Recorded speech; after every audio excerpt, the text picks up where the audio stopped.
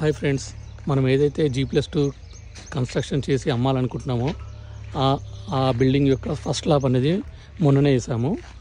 దానికి ఇప్పుడు పైన వాటర్ క్యూరిఫై ఎలా అవుతుంది ప్లస్ స్లాబ్ ఎలా ఉంది ఒకసారి చూద్దాం. దీనికి అంతా కూడా జాకీ రాడ్సే వాడాము మేము స్లాబ్కి.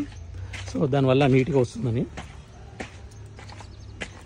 మనం ఆఫ్టర్ దాట్ స్లాబ్ ఎలా వచ్చింది ఏంటి అనేది ఒకసారి చూద్దాం. స్లాబ్లో వాటర్ కూడా మేము ఇలా మొత్తం కట్టలు కట్టి పెట్టాము. దీనివల్ల ఏంటంటే మనం మంచిగా క్యూరింగ్ అవుతుందని. స్లాబ్ కూడా పైన నీట్గా చాలా నీట్గా వచ్చింది. కింద చూస్తే చిన్నగా అనిపించింది, పైకి వచ్చేవాడు చాలా పెద్దగా అనిపిస్తుంది.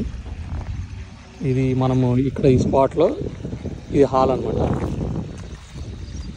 అది కిచెను, దేవుడి రూమ్ వస్తుంది. ఇక్కడ ఒక బెడ్రూము, ఇది ఒక మాస్టర్ బెడ్రూమ్ వస్తుంది. ఇవన్నీ కూడా చాలా నీట్గా